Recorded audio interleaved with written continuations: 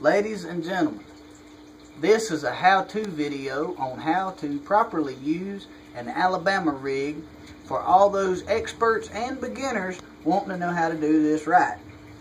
The first thing you need to properly use an Alabama rig is a very nice, long, hard, stiff rod. Like this one. The next thing you're going to need is a nice reel, like this one. This is a very nice one. The next thing you're going to need is some real nice braided line. Now you can use non-braided line, such as the monofilaments and the fluorocarbons. But I recommend braid if you're planning on catching anything over 1.5 pounds. The next thing you're going to need is an A-rig. Not an A-hole, but an A-rig. This happens to be a schoolie rig, which I personally endorse because I catch fish on this one because this is the only rig I got.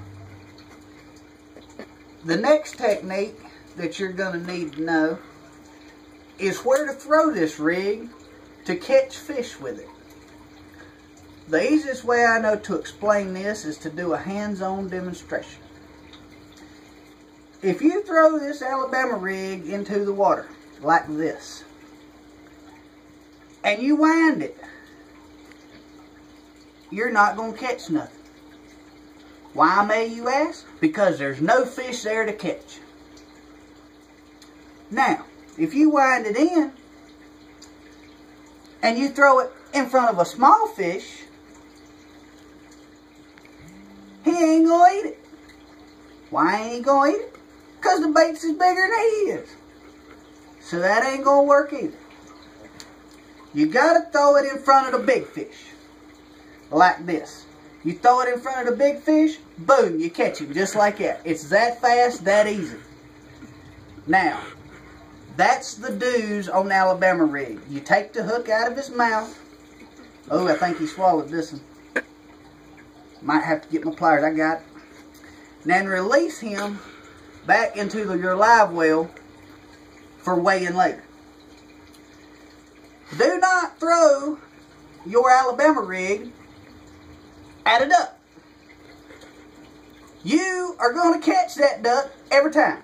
It flies right over it, boom, you caught a duck. Right in the back. If you're in a tournament, that ain't good. Because they won't let you weigh ducks in. I done tried it, been there, done that. It don't work. Plus they're light anyway. The next thing to never do is never throw your Alabama rig at 2 ducks.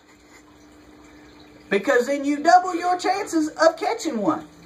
Now everybody thinks it's cool to catch 2 at a time and 3 at a time. But if you're catching ducks, more is always less. Do not throw your Alabama rig at turtles. Whether they're ninjas or not, just don't do it. The next thing you're going to need for your Alabama rig to be fully successful is some great electronics, such as my depth finder. I bring it in the house at night and watch TV on it. I guess that's what most pros do.